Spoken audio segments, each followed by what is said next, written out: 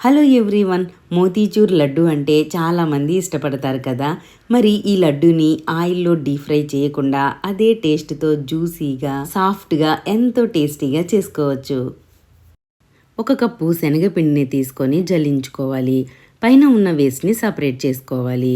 పిండిని ఇలా స్మూత్గా ఉండేలా జల్లించుకోండి. దీన్ని ఒక గిన్నెలోకి తీసుకొని చిటికెడు వంట సోడా వేసుకోవాలి. ఒకసారి అంతా కలిసేలా కలుపుకొని 1 కప్పు వాటర్ తీసుకొని కొంచెం కొంచెం వేసుకుంటూ ఎక్కడ ఉండలు లేకుండా స్మూత్గా కలుపుకోవాలి. పిండి మరీ లూజ్గాను ఉండకూడదు, మరీ గట్టిగాను ఉండకూడదు. ఈ పిండి కలుపుకోవడానికి నాకు 1/2 కప్పు నీళ్లు పట్టాయి. ఇప్పుడు చిన్న గిన్నెలు తీసుకొని వీటికి గీ అప్లై చేసుకోవాలి. మనం కలుపుకున్న శనగపిండిని ఈ గిన్నెల్లో వేసుకోండి. వీటిని ఆవిరి మీద ఉడికించుకోవాలి. స్టవ్ మీద పెద్ద గిన్నెలో 1 గ్లాస్ నీటిని వేసుకొని లోపల స్టాండ్ పెట్టి ఈ గిన్నెలు పెట్టుకొని ఉడికించుకోవాలి. లేదంటే స్టీమర్ మీద పెట్టి అయినా ఉడికించుకోవాలి.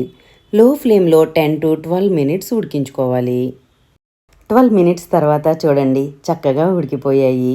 ఇప్పుడు స్టవ్ ఆఫ్ చేసుకోండి.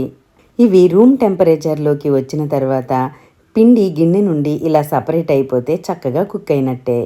వీటిని గిన్నెలో నుండి బయటకు తీసుకొని పీసెస్లా కట్ చేసుకోవాలి. మిక్సీ జార్లో ఈ పీసెస్ని సరిపడినన్నే వేసుకోవాలి, ఎక్కువగా వేసుకోకూడదు. సరిపడినన్నే వేసుకొని పల్స్ మోడ్లో చూసుకుంటూ గ్రైండ్ చేసుకుంటే ఇలా బూందీలా పలుకులు పలుకులుగా వస్తుంది. దీనిని ఒక గిన్నెలోకి తీసుకొని మిగిలిన పీసెస్ని కూడా పల్స్ మోడ్లో గ్రైండ్ చేసుకోండి. ఈ రెసిపీకి ఇదే మెయిన్ స్టెప్ కాబట్టి ఇది కొంచెం జాగ్రత్తగా చేసుకోండి.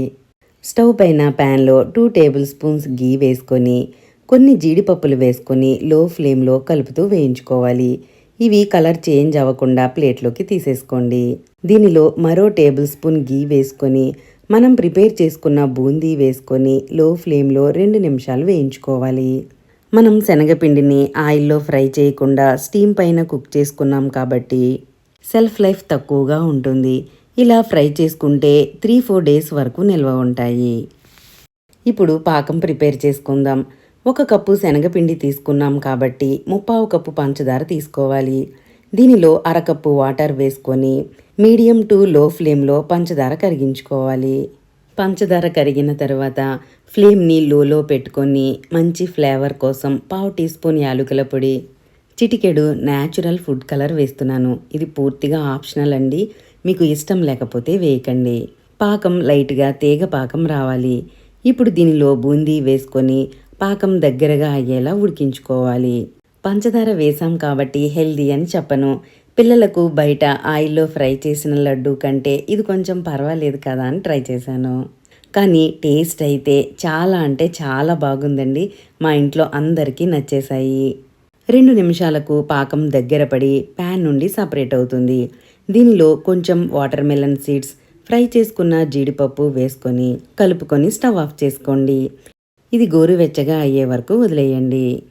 లడ్డూలన్నీ ఒకే సైజులో రావడం కోసం చిన్న గరిటె తీసుకొని దీనికి కొంచెం గీ అప్లై చేసుకొని కొంచెం కొంచెం తీసుకొని లడ్డూలా చేసుకోండి. జ్యూసీగా సాఫ్ట్గా చాలా బాగా వచ్చాయి. మీరు కూడా తప్పకుండా ట్రై చేయండి. మరి ఈ వీడియో మీకు నచ్చితే తప్పకుండా లైక్ చేయండి.